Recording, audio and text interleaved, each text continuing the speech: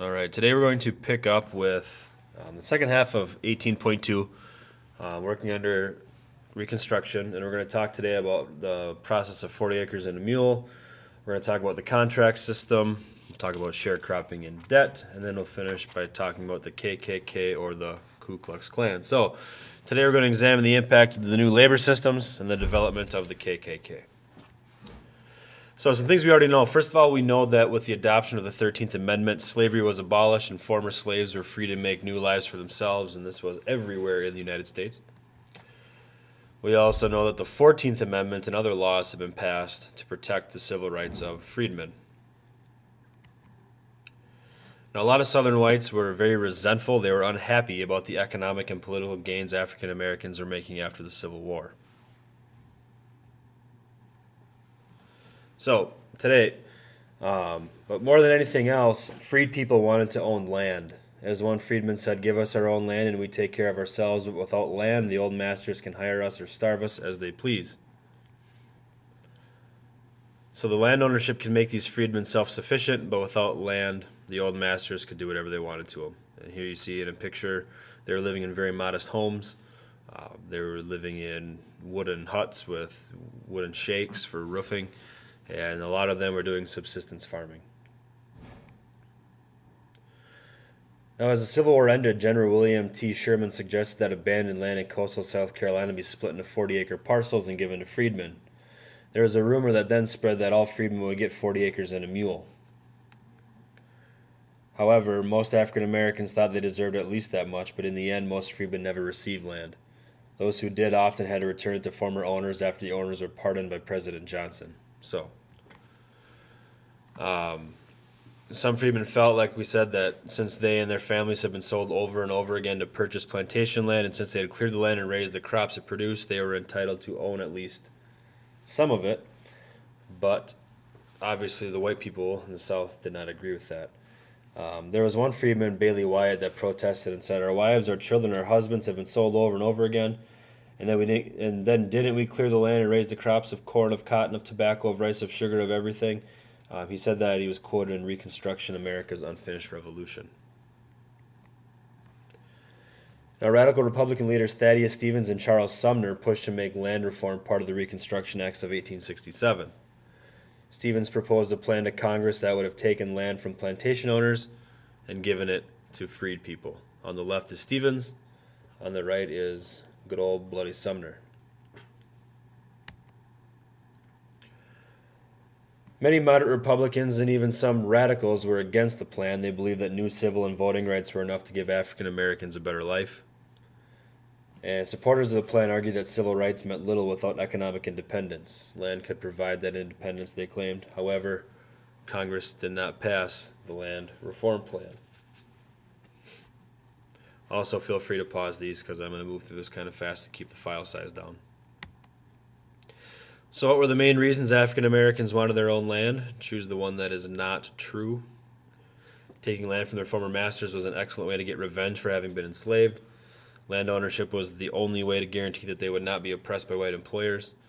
It was their right to own land that had been purchased by themselves being sold over and over again. Or D, they wanted to become economically independent and take care of their families. Why did many in Congress oppose the land reform plan?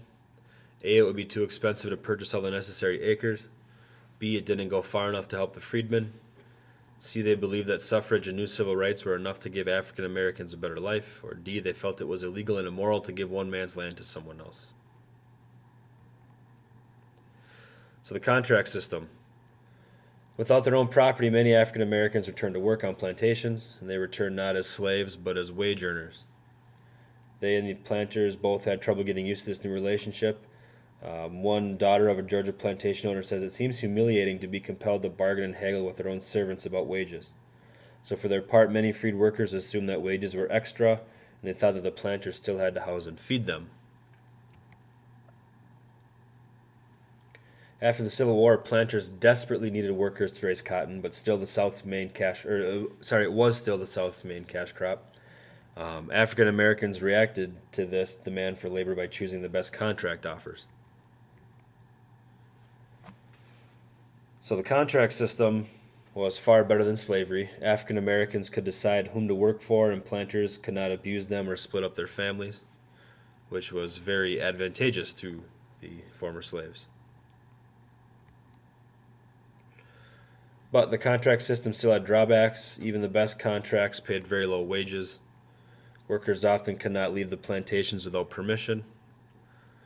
Many owners cheated workers out of wages and other benefits, and worse yet, there were some laws out that punished workers for breaking their contracts, even if the plantation owners were abusing or cheating them. So these drawbacks made many African Americans turn to sharecropping. So like I said, they a lot of times got cheated out of wages, and if they broke the contract, even if the plantation owners were abusing or cheating them, they would have to be punished. So a lot of people turned away from this and went to sharecropping, which is on the next slide. So which of the following was not one of the drawbacks of the contract system? A, low wages were common. B, workers were unable to leave the plantation without permission. C, landowners could cheat workers out of their wages. D, workers could not choose whom they worked for. And E, workers could not break their contracts even if the landowners cheated or abused them. So it was not one of the drawbacks.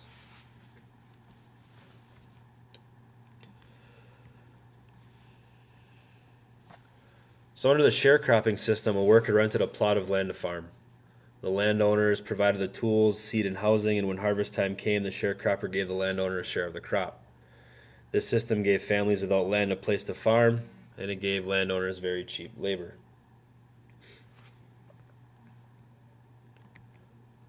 But problems soon arose with the sharecropping system. One cause of these problems was that farmers and landowners had opposite goals. Farmers wanted to grow food to feed their families, but landowners forced them to grow cash crops such as cotton.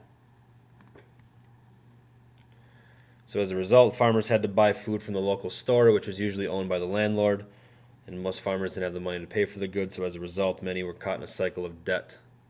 Oftentimes, farmers had to use 1 year's harvest to pay the previous year's bills. So no matter what happened, the sharecroppers could never get above this debt line, and they were constantly in debt to the landlord or the landowner. And it started an endless cycle of poverty. So here you see it. Number 1, it says sharecropper is provided land and seed. In exchange, he promises the landowner half the crop. Number 2, the sharecropper would buy the food and clothing on credit from the landowner's store, and the sharecropper would then go out and plant and harvest the crop. The sharecropper would give the landowner the crop to sell, and the sharecropper would get half the earnings minus the cost of his purchases for the year. Number 5, the landowner and the sharecropper would settle up, and sometimes the sharecropper would be told that he owes more than he had earned. So to pay the debt, the sharecropper had to promise the landowner a greater share of next year's crop. Before you know it, the sharecropper would have nothing to pay the landowner with. Now, white farmers also became sharecroppers. Many had lost their land in the war, others had lost it to taxes. By 1880, 1/3 of the white farmers in the Deep South worked someone else's land.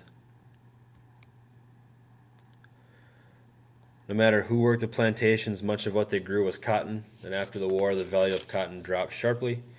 Southern planters responded by trying to produce even more of the cash crop, which was a move that was pretty stupid because it drove down the prices even further.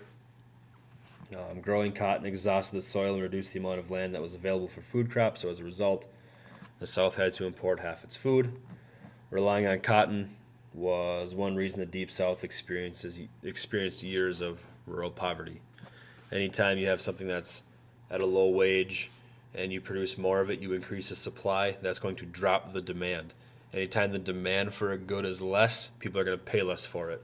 That's why, for instance, the demand of a paper clip is really small because the supply is huge. You can get them anywhere you want.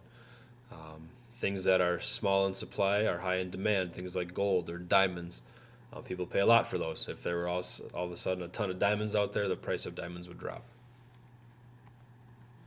So which of the following was not true about sharecropping? A worker rented a plot of land to farm. B, the landowner provided the tools, seed, and housing. C, workers gave the landowner a share of the crop at harvest time. D, workers bought food and clothing from the landowner on credit. Or E, over the years, most sharecroppers managed to save enough money to buy their own land, which was not true. One of them is pretty obvious. How do the goals of sharecroppers and plantation owners conflict? A, farmers want to grow food for their families, but landowners force them to grow cash crops like cotton. B, plantation owners use various laws and tricks to make it impossible for sharecroppers to buy their own land. C, plantation owners wanted sharecroppers to treat them with respect, but they refused. D, sharecroppers wanted to form agricultural unions, but the landowners always prevented them. Once again, there's an obvious answer. Now, the last part, a definite black eye in American history, is the KKK. African Americans in the South had other problems besides just poverty to deal with. They also faced very violent racism. Many planters and former Confederate soldiers didn't want African Americans to have more rights. So in 1866, these feelings led to the rise of a secret group called the Ku Klux Klan. And the Klan's goals were to restore democratic control of the South and try to keep these former slaves as powerless as possible. One of the things they would do is they would go out and they would attack African Americans. They would target those who owned land or became prosperous in this new South. The Klansmen would wear robes. They would ride on horseback. They would wear hoods so they could be secretive. And they would beat people and burn homes.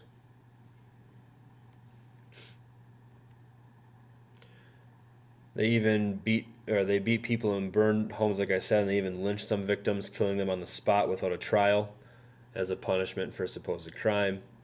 And the Klan also attacked white Republicans. So to lynch by definition is to punish a person by killing him or her without a trial. A lot of times they did it by hanging. Like I said, they attacked white Republicans. Here you can see a picture of supposedly a white Republican who they made to look subhuman. And the donkey is a symbol for the Democrats. You can see the KKK branded on the donkey. And they would walk off and the people would be hanged by a tree.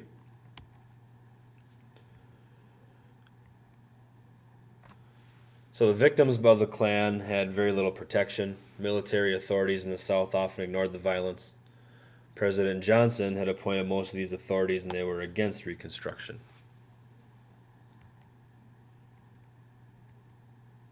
So the Klan's terrorism served the Democratic Party, as gun-toting Klansmen kept a lot of Republicans away from the polls. The Democrats were able to increase their power. They would do this by intimidating voters outside polling places. So very soon, it didn't take long, and the planter class was able to take control of the South back into their hands. So in the next section, we'll take a look at how the planters took back control of the South, and we'll also learn how they blocked African Americans' attempts to win more rights. So, last part, what was the Ku Klux Klan? They were a secret group whose goals were to restore democratic control of the South and keep former slaves powerless. What were their goals? Choose all that are true. A, to keep voting rights for whites only. B, to make the South ready for the rise of a new Confederacy. C, to restore democratic control of the South. D, to keep former slaves poor and powerless. E, to expel all blacks from the South. That is it.